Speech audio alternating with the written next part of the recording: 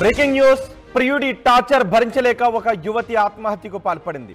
హైదరాబాద్ జీడిమెట్ల షాపూర్ నగర్లో ఎన్ఎల్బి నగర్లో ఘటన చోటు చేసుకుంది.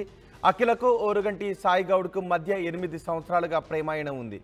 ప్రేమ పేరుతో అఖిల వెంట పడ్డాడు సాయి. ప్రేమించకపోతే చనిపోతాను అంటూ బెదిరించాడు.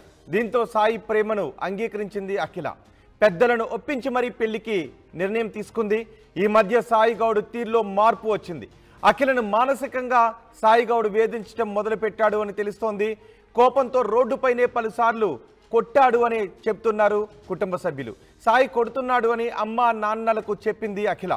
వేధింపులు భరించలేక తీవ్ర మనస్తాపం చెందింది. పెళ్లి విషయంలో సాయి ముఖం చాటేశాడు. దీంతో అఖిల ఆత్మహత్యకు పాల్పడింది. అమ్మా నాన్న, మీరు చెప్పిన మాటలను నేను వినలేదు. నా కోసం మీరు అతన్ని ఒప్పుకున్నారు, కానీ అతను పెట్టే టార్చర్ భరించలేకపోతున్నాను. ఐ లవ్ యూ అమ్మా నాన్న అంటూ అఖిల సూసైడ్ లెటర్ రాసి ఆత్మహత్యకు పాల్పడింది. దీనిపై మరింత సమాచారం మా ప్రతినిధి పెట్రిషా అందిస్తారు. పెట్రిషా, ఆమె సూసైడ్ లెటర్ రాసి మరి ఆత్మహత్యకు పాల్పడింది అఖిల. దీనిపై పోలీసులు ఎటువంటి కేసులు నమోదు చేశారు? అఖిల కుటుంబ సభ్యులు ఏమంటున్నారు? అసలు సాయి ఎక్కడున్నాడు ప్రస్తుతం? ప్రియుడి టార్చర్ భరించలేక యువతి ఆత్మహత్య చేసుకోవడం జరిగింది. ప్రస్తుతం మనం జీడిమెట్ల ఎన్ఎల్బి నగర్లో అయితే ఉన్నాము. అఖిలకి మరియు సాయి గౌడ్కి కూడా సుమారుగా 8 ఏళ్ల నుంచి లవ్ స్టోరీ అనేది నడిచిందని కూడా పూర్తిగా తెలుస్తుంది. నన్ను ప్రేమించాలి అని చెప్పి వేధింపులకి గురి చేశారు.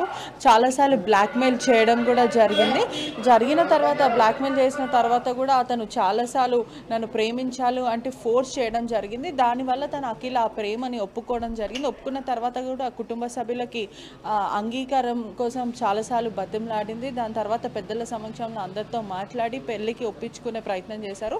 ఇవన్నీ అయిన తర్వాత కూడా ఎవరైతే అఖిల్ గౌడ్ ఉన్నాడో, సాయి అఖిల్ గౌడ్, అతన్ని మార్పులో బిహేవియర్లో చాలా మట్టుకు చేంజెస్ వచ్చాయి. నన్ను చాలా వేధింపులకి గురి చేస్తున్నాడు. రోడ్డు మీద పలుసార్లు నన్ను కొట్టడం జరిగింది, దుర్భాషలు ఆడడం జరిగింది. దీనివల్ల చాలాసార్లు నేను మానసికంగా చాలా కృంగిపోయాను, వేధింపులకి గురయ్యాను అని అఖిల చెప్పడం జరిగింది. ఇంటి కుటుంబ సభ్యులకు కూడా చాలాసార్లు చెప్పింది. అయినప్పటికీ కూడా తను ఈరోజు డెసిషన్ తీసుకోవడం జరిగింది. నేను చనిపోతున్న అమ్మా నాన్న, నేను ఈ వేధింపులకి పడలేకపోతున్నాను, పెళ్లి చేసుకోమంటే ముఖం చాటేస్తున్నాడు అంటూ లెటర్లో ఐఎమ్ సారీ అమ్మా నాన్న, ఐ లవ్ యూ అని ఒక సూసైడ్ లెటర్ రాయడం అయితే జరిగింది. ప్రస్తుతం మనం కుటుంబ సభ్యులతోనే ఉన్నాము. కుటుంబ సభ్యులు ఎంతో శోక సముద్రంలో మునిగిపోయాయని చెప్పొచ్చు. అంటే కూతుర్ని పోగొట్టుకున్న బాధలో అయితే వీళ్ళు ఉన్నారు. అసలు ఏం జరిగిందని తెలుసుకునే ప్రయత్నం కూడా చేద్దాము. నమస్తే అమ్మ. ఎప్పుడైనా చెప్పిందా అంటే ఇట్లా నేను వేధింపులకి గురవుతున్నాను, అసలు ప్రధానంగా చనిపోవడానికి రీజన్ ఏముంది? అంతకుముందు ఇద్దరు మంచిగా ఉన్నారమ్మా. 6 నెలల నుంచి కట్నం ఎక్కువ వచ్చి అమ్మాయిని చూసుకున్నట్టున్నాడు. నన్ను వదిలేసేయని రోడ్డు మీద ఏమో కొట్టిండంట.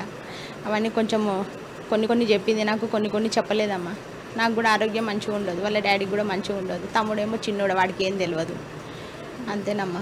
అంటే ఈ అఖిల్ గౌడ్ అనే వ్యక్తి ఏం చేస్తుంటాడు? అంటే ఏం చేయడమ్మా, రాజకీయాలలో అటు ఇటు తిరుగుతాడు, పని పాట ఏమో. చదువు కూడా చాలా తక్కువ అమ్మ. మా బిడ్డ అయితే డిగ్రీస్ చదివేసింది, ఇప్పుడు ఎంఏకి ప్రిపరేషన్ అవుతుంది. ఇప్పుడు చదువుకుంటానని ఎగ్జామ్ రాస్తాను అనుకుంది. అతనైతే 7ో 8ో చదివిండు అంతే, అంతకంటే ఎక్కువ ఏం చదవలేదు. మీ పాప జాబ్ చేస్తుందా? జాబ్ 1 సంవత్సరం 1 ఇయర్ పోయిన సంవత్సరం ఖాళీగా ఉంటే జాబ్ చేసుకుంది, పోయేసి వచ్చింది. ఈ సంవత్సరం ఏమో ఎంఏ చేస్తా అని ఎగ్జామ్ రాస్తా అని, ఇప్పుడు ఫస్ట్ తర్వాత ఎగ్జామ్ ఉందా అని ఎంఏ చదువుతా అని ఎగ్జామ్ రాస్తా అని చదువుకుంటుంది సార్. ఇప్పుడు మళ్ళీ మేడం వాళ్ళకి ఇలా మీకు ప్రేమ అని తెలిసినప్పుడు 8 ఏళ్ల నుంచి అని సమాచారం వస్తుంది. మీరు అందరు ఒప్పుకున్నారా? పెద్దల సమక్షంలో ఒప్పుకొని మేము ఓకే అనుకున్నాం. ఎందుకంటే అమ్మాయి కూడా చేసుకుంటా అన్నది, అబ్బాయి కూడా చేసుకుంటా అన్నది. మేమైతే మా సైడ్ నుంచి అయితే అంతా ఓకే. మేము సరే ఇష్టపడుతున్నారు ఇద్దరు, ఇవాళ రేపు జరుగుతున్నాయి ఓకే అని మేము కాకపోతే అమ్మాయి చదువు కంప్లీట్ కావాలి. అతనికి ఎట్లాగో చదువు లేదు, ఈ అమ్మాయి అయినా చదవాలని నేను అనుకున్నామ్మా. ఎంత ఏజ్ ఉంటుంది సుమారుగా వీళ్ళిద్దరు? పాపదేమో 22, ఆ బాబుది 26, 27 సంవత్సరాలు ఉంటుంది అంతే. అంటే ఎందుకు ప్రధానంగా చనిపోవడానికి రీజన్ ఏముందంటే వేధింపులకు గురి చేశారా లేకపోతే? మేడం వేధింపులు ఇంకేం లేదు, అతని వల్లనే. మాకేం ప్రాబ్లమ్స్ లేవు మేడం, మేము అంతా మంచిగా ఉన్నాం, మాకేం ప్రాబ్లమ్స్ లేవు. అతనే కట్నం ఎక్కువ వస్తుందని ఆశ ఉన్న అమ్మాయిని చూసుకున్నట్టుండు, నువ్వు నన్ను వదిలేసాయని రోడ్డు మీద కొట్టిండు. కొట్టిండు, అది సూసైడ్ నోట్లో రాసింది. మళ్ళీ ఇంకా ఏమేమి ఫోన్లో నాకు కూడా పెట్టిండు మేడం. నేను చనిపోతానని ఇవేవో స్క్రీన్ షాట్లు తీసి అవి ఇద్దరికి పెట్టిండు, పాపకి నాకు. అయితే అట్లా ఎందుకు పెడుతున్నావు, నీకేమైనా ప్రాబ్లం ఉంటే మమ్మీ డాడీకి చెప్పాలి, నాకెందుకు అట్లా పెడుతున్నావు, మీ మమ్మీ డాడీకి పెట్టు, నాకెందుకు పెడుతున్నా నేను చూపిస్తాను నేను అన్న. అది ఓపెన్ చేసినప్పుడే ఉంటుంది, మళ్ళీ తర్వాత ఎవరికైనా చూపిస్తా అంటే ఉండట్లేదు. అది అట్లా సెట్ చేసి పెట్టిండు అనమాట అతను నాకు పాపకు. మరి పాప దగ్గర స్క్రీన్ షాట్ తీసి పెట్టుకుంది, వన్ టైం సీన్ అనమాట. అది మళ్ళీ నేను తల్లిదండ్రికి చూపిస్తానేమో, మా భర్తకి చూపిస్తానేమో అనుకుంటే ఉండట్లేదు. అది మళ్ళీ నేను ప్రూఫ్ లేకుండా చేస్తుండని. అంటే ప్రేమిస్తున్నా అని చెప్పి అతనే వెంట పడ్డారు అని తెలుస్తుంది. దాని తర్వాత తను అంగీకరించింది. మరి అతనంతలో అతనే ప్రేమిస్తున్నా అని చెప్పి ఇప్పుడు ఎందుకంటే ఈ బిహేవియర్ లో చేంజెస్ ఎందుకు, ఆమె వేధింపులకు ఎందుకు? చుట్టాలు కొంచెం హై లెవెల్ ఉన్నారు, మేము తక్కువ ఉన్నాం మేడం. వాళ్ళ బాబాయిల కొడుకులకు మరి ఇచ్చిండొచ్చు, 70-80 లక్షలు ఇచ్చిరో, కోట్ల ఆస్తుందో, వాళ్ళకి పొలాలకి ఇట్లా ఉన్నట్టునే మాకు తెలియదు మేడం. మాకు ఒక్క ఇల్లు తెలుసు, నాకు ఇంకేం తెలియదు. నేను ఏం అడగలేదు, నీకు ఎంత ఆస్తుందని కూడా నేను అడగలేదు. వాళ్ళ మమ్మీతో ఒక్కసారే మాట్లాడితే ఏమన్నది, నా కూతురు పెళ్ళైనాక మాట్లాడతామని మంచిగా మాట్లాడింది వాళ్ళ మమ్మీ. సరే అని కూడా నేను కూడా వచ్చేసిన. ఈయనకి సరే చేద్దాం, ఇప్పుడు ఏజ్ అయిపోయినాక వాళ్ళ చెల్లి కూడా ఉంది, మనం అట్లా ఇల్లు అడగొద్దు అంటే సరే అన్నాడు. కాకపోతే మొన్న ఈ స్క్రీన్ షాట్లు అన్నీ పెట్టిన తర్వాత నేను మీ మమ్మీతో వచ్చి మాట్లాడతాను, నీకేమన్నా అప్పులు ఉంటే మీ మమ్మీకి చెప్పు, కట్టుకుంటుంది ఆమె. నాకెందుకు పెడుతుంటే నాకేం అప్పులు లేవు, నాకు టెన్షన్కి ఏం చేయాలో చేయడం అర్థం కాకపోతే నాకు చెప్పొద్దు, మీ మమ్మీ డాడీకి చెప్పాలి. మళ్ళీ ఇంకేమైనా నా వల్ల ప్రాబ్లం ఉందా అంటే నీ వల్ల నాకేం ప్రాబ్లం, నేను వద్దన్న నాకు చేసుకోవద్దని ఇట్లా నాకు ఎందుకు పెడుతున్నావు అని నేను అడిగిన మేడం. కాకపోతే అవి ఏవేవో చనిపోతా అని పాపకి నాకైతే పెట్టింది మేడం. పాప దగ్గర ఉండొచ్చు స్క్రీన్ షాట్ తీసి, తెలివి చాలా ఉంది ఆమెకి, స్క్రీన్ షాట్ తీసి పెడుతుంది.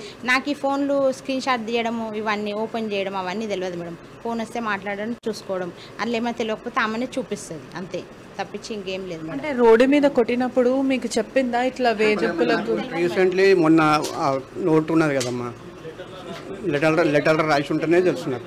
అవన్నీ చూసే మేము కేసు పెట్టినామమ్మా, లేకుంటే మేము నార్మల్గా చేసేద్దాం అనుకున్నాము. ఆ నోటు, ఆ డైరీ గిట్ట చూసినాక మేము కేసు పెట్టినాము. సూసైడ్ నోట్ లో కూడా ఏమని రాసింది? చదవడం మాకు రాదు, మా తమ్ముడు తీసుకుండు, అది దగ్గర పెట్టుకుండు. లేరు మేడం వాళ్ళు. మీకున్న సమాచారం చెప్తారు కదా, ఇది రాసింది పలాని, ఏమని అంటారు అంటే ఇట్లా తమ్ముడు కట్నము 70 లక్షలు ఇచ్చే అమ్మాయిని పెళ్లి చేసుకుంటా అని రోడ్డు మీదకి పిలిచిండంటే. అసలు అయితే ఎక్కడికి వెళ్ళదు మేడం ఆమె, ఎక్కడికన్నా వెళ్తే బట్టలకి నేనే నేనే తీసుకొస్తా. కాకపోతే ఫ్రెండ్ ఇంటికి వెళ్తానని ఇట్లా వెళ్ళిండొచ్చు, వెళ్తే అతని దగ్గరికి పోయినట్టుంది, పిలిచి మరి కొట్టిండంట, లెటర్లో రాసింది. వద్దనుకొని కొట్టిండో మరి ఎట్లా కొట్టిండో తెలియదు మేడం. మరి మీ పాప ఎప్పుడు చెప్పలేదా ఇట్లా సూసైడ్ చేసుకోక ముందు కూడా? ఆ రోజు రాత్రి కానీ సూసైడ్ ఎప్పుడు చేసుకుంది, ఏమన్నా చెప్పే ప్రయత్నం చేసిందా? బిహేవియర్ అట్లా ఉన్నామన్నది నేను అడిగిన, మొన్న సాయంత్రం జరిగింది మేడం. నేను అడిగిన ఆ రోజు, అంతకుముందు 2 రోజుల ముందు కూడా, అమ్మ మీరు ఎట్లుంటున్నారంటే మేము మంచిగానే ఉన్నాం మమ్మీ, నీకేం ప్రాబ్లం లేదు, మంచిగానే చూసుకుంటున్నాము, ఇద్దరం మాట్లాడుకుంటున్నాము, 1 ఇయర్ ఆగమన్నాడు కదా, ఆగుదాము, నువ్వు కూడా ఇప్పుడు పెళ్లి చేయవు కదా, 2 సంవత్సరాలు చదువుకుంటా ఎంఏ చేస్తా అని చెప్పింది మేడం. సరే అని తండ్రి కూడా ఒప్పుకున్నాడు, ఓకే అన్నాం మేడం. మేము మా పాపకి సంవత్సరానికి 1,00,000 రూపాయలు కట్టి చదివించినాం. మేము చదువుకోలేము ఇద్దరం, అలాగే మా పాప కావద్దని మేము అట్లా ఆలోచించి, ఆటో కూడా ఇంటి ముందుకు వస్తుంది మేడం, ఇంటి ముందుకు వచ్చి తీసుకెళ్తుండే స్కూల్కి, ఎక్కడికి బయటికి వెళ్ళే ఛాన్సెస్ కూడా లేవు. కాకపోతే మరి ఎటు కలిసిరో ఎప్పుడు మాట్లాడుతూ ఇద్దరికి ఎలా పరిచయం ఏర్పడింది? దగ్గరనే కదా మేడం, మా బస్సులోనే ఉంటాడు కదా, కాబట్టి ఇంకా బతుకమ్మ పండుగలకు అక్కడిక్కడ మేము వెళ్తుంటాం. అన్న అని మాట్లాడుతుంది, వేరే వెళ్తుంది, అందరితో మాట్లాడుతుంది, అట్లా మనం తప్పుగా చేసుకోవద్దు కదా. కాకపోతే ఈ అమ్మాయి వేరేళ్ళతో మాట్లాడితే అనుమానించేటోడంట. అంటే మీకు ఎప్పుడు అనుమానం రాలేదా? అంటే పాప ఇట్లా కొంచెం డిప్రెషన్ లో ఉంది అని అట్లా ఎప్పుడు తెలియలేదా? చాలా ఫ్రీగా ఉంటుంది, గొడవ పడుతుంది మా మీద, మళ్ళీ ఎంబడే కలుస్తుంది, అవన్నీ మనసులో పెట్టుకునేవి ఏమి లేవు. ఇదొక్కటే, ఈ నోటు రాసినందుకే నాకు అప్పటి నుంచి చాలా ఇది ఉన్నది మేడం. ఆ డైరీ 2 డైరీలలో రాసి పెట్టింది. 1 మంత్ నుంచి డైరీ రాస్తుందంట, 1 మంత్ నుంచి డైరీ రాస్తుంది. ఈ సొసైటీ నోట్ ఉన్నది అని మా తమ్ముళ్ళు దొలాడితే దొరికితే అప్పుడు కేసు ఫైల్ చేయించు. ఈ సూసైడ్ నోట్లో కూడా కొంచెం మీకు తెలియదు అని చెప్తున్నారు, ఆ డైరీ చదివే ప్రయత్నం చేశారా? ఇప్పుడు డైరీ మా డైరీ ఉందని కూడా మేము చూసుకోవాలి, మా టెన్షన్, మా పాప బతుకుతుందేమో అంబులెన్స్కి అని నేను పిచ్చి అమ్మలా బయటకు పోయి మగపిల్లల్ని అడుగుతున్నాను, అంబులెన్స్ ఫోన్ చేయండి అన్న. డైరీ ప్రస్తుతం మీ దగ్గర ఉందా? పోలీస్ కంప్లైంట్ ఏముంది అనేది ఏమైనా చెప్పారా? వేరే వాళ్ళు ఎవరని చెప్పారు? మాకు అందులో ఏం రాసిందో మేము తట్టుకోలేకపోతామని చేతిలో తట్టుకోలేకపోతామని మాకు చూపించలే, మాకు చదవడం రాదు, ఇక మా టెన్షన్లో మేము ఉన్నాం. అది అన్నీ చెప్తే వీళ్ళు ఏమవుతారో అని కూడా చెప్పలేదు. ప్రస్తుతం మీకు ఏదైతే జరిగిందో అది ఖచ్చితంగా అన్యాయమే మీ కుటుంబానికి జరిగింది. మీరు ప్రస్తుతం ఏ విధంగా న్యాయం కోరుకుంటున్నారు? ఏం లేదు మేడం, కఠినంగా శిక్షించాలని. ఇప్పుడు జరగక మొదలే 10 నిమిషాల మొదలు ఇటుకెళ్ళి పరారైపోయారు మొత్తం ఫ్యామిలీ.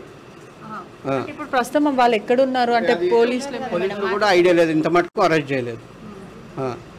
ఏమైనా చేయండి, కఠినంగా శిక్షించాలి అతను అంతే.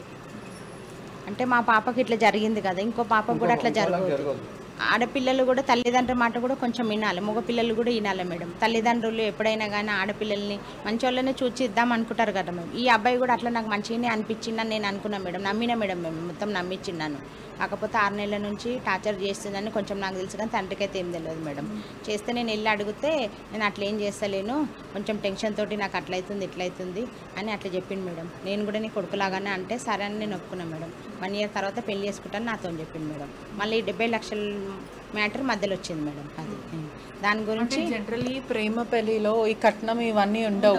అమ్మాయి ఉంటే చాలా, అబ్బాయి ఉంటే చాలా అనుకుంటారు. అయినా కూడా మీరు ఇస్తాన్నారు మీ సోమతకి. నా సోమత తగ్గట్టు నేను ఇచ్చి మంచి పెళ్లి చేస్తాను మేడం. లేదు అంటే నీకు ఇష్టం ఉంటే తీసుకొని పెళ్లి చేసుకుంటే అట్లా చేసుకోని అన్నాడు. నేను అట్లా కూడా అడిగిన మేడం. తీసుకొని పెళ్లి కాకముందే కట్నానికి వేధింపులు మేడం. కొట్టడం కారణం ఏముంది? పాపని బయటికి పిలిచి కొట్టడము చాలా తప్పు కదా. వాడు చేసుకున్న మొగడు కాదు, వాడు ఎవడు కొట్టని. ఇప్పుడు బయటికి పిలిచి కొట్టిండంటే పాపని లోపల వాడు ఎంత టార్చర్ చేసిండొచ్చు. జనరల్లీ కన్న తల్లిదండ్రులే పిల్లల మీద చెయ్యి. మా 7 సంవత్సరాలకు పుట్టిండండి ఆ పాప. పెళ్ళైనాక 7 సంవత్సరాలకు పుట్టింది. ఎంత బంగారం వల్ల పెంచుకున్నారు వాళ్ళు.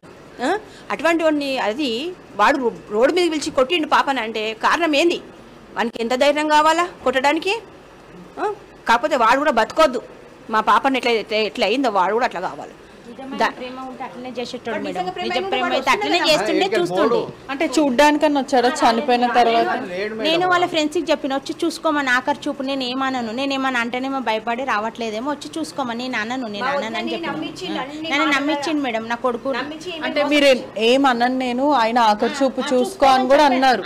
అంత ఇష్టం కదా, పేరు రాపించుకున్నావు. ఇక్కడ కూడా ఉన్నది మేడం, ఇప్పటికి టాటూ ఉన్నాయి 2. ఇక్కడ ఉంది, ఛాతి మీద ఉంది. నేను చూసిన మేడం, మొన్న కూడా చూసిన నేను. టాటూ ఉంది. నీకు అంత ప్రేమ ఉన్నాడు ఫ్రెండ్స్కి చెప్పిన వచ్చి చూసుకోమని. నా ఆఖరి చూపు కదా, నేను ఏమన్నా అంటే భయానికి వస్తలేము, చూసుకోమని చెప్పండి అని కూడా చెప్పిన నేను. ఇంత ప్రేమించిన తర్వాత టార్చర్ వల్లనే చనిపోయింది మొత్తం మీద. కంప్లీట్ టార్చర్ వల్లనే చనిపోయింది మేడం. చేసుకుంటుందని మేము మాకేం ప్రాబ్లం ఎంతో అంతా మాకు ఉంది మేడం. ఇప్పుడు ఆమెకి ఏం కావాలంటే అది మేము చేస్తాం. తక్కువ చూడం మేము. విషయంలో కూడా మేము కొంచెం జమ చేసి మా దగ్గర పెట్టుకున్నాం మేడం. పెళ్లి అయితే ఒకటేసారి కాదు కదా, కొంచెం జమ చేసి పెట్టుకున్నాం మేడం. అంతే ఇస్తా అని అట్లా మొత్తం ఇవ్వకూడైతే ఉండను. ఎందుకంటే వేరే ఆయనకి మా చుట్టాలలో ఇచ్చినా కానీ నేను ఇస్తా కదా. చేసిపోయింది మమ్మల్ని అందరినీ. ఆడపిల్లలు అట్లా చెయ్యొద్దు, మగ పిల్లలు కూడా అట్లా చెయ్యొద్దు. నాకు 2 కొడుకులు, నాకు బిడ్డలు లేరని నా కోడలనే మంచిగా చూసుకుంటాను. చిన్నప్పటి 7 సంవత్సరాలకు పుట్టింది పిల్ల, పుట్టక పుట్టిందని మంది నోట్లో పెట్టినాం. వాడు కూడా చావాలి. ఇంకో పిల్ల కావద్దురా. మా అఖిల అయినట్టు, మా అఖిలకు అయినట్టు అన్యాయం ఇంకో అమ్మాయికి కావద్దు. చూస్తున్నారు కదా, కుటుంబ సభ్యులు ఎంతో ఆవేదన వ్యక్తం చేయడం అయితే జరుగుతుంది. మా బిడ్డకి జరిగినట్టు మరో ఇంట్లో ఇంకా ఎవరికి కూడా జరగద్దు, ప్రేమిస్తున్నా అని చెప్పి మోసం చేయడం అయితే జరిగింది. పూర్తిగా కూడా ఆమెను వేధింపులకి గురి చేశారు. గతంలో కూడా చాలాసార్లు రోడ్డు మీద కొట్టడం జరిగింది, చిత్రహింసలకు గురి చేశారు. అది ఆ డిప్రెషన్లో వెళ్ళిపోయి మానసికంగా తను కృంగిపోయి ఆత్మహత్య చేసుకోవడం అయితే జరిగింది. మమ్మల్ని ఒంటరిగా వదిలేసి వెళ్ళిపోయింది. ఎంతో గానంగా ఆమెను ముద్దుగా పెంచుకున్నామని కుటుంబ సభ్యులు చెప్పడం అయితే జరుగుతుంది. మొత్తం మీద కూడా సాయి గౌడ్కి కఠినంగా చర్యలు తీసుకోవాలి పోలీసులు. మాకు జరిగినట్టే అతనికి తీవ్రమైన చట్టాల వల్ల అతనికి సుమారుగా జైలు శిక్ష గట్టిగా వేయాలి అని చెప్పి కుటుంబ సభ్యులు అతనికి చెప్పడం అయితే జరుగుతుంది. మొత్తం మీద కూడా ఆవేదన వ్యక్తం చేస్తున్నారు. ఏదైతే మా అమ్మాయికి జరిగిందో అది తీవ్రంగా ఖండిస్తున్నామేమో అని చెప్పడం కూడా జరుగుతుంది. కెమెరామ్యాన్ వంశీతో పెరిషా రిపోర్టింగ్ RTV హైదరాబాద్.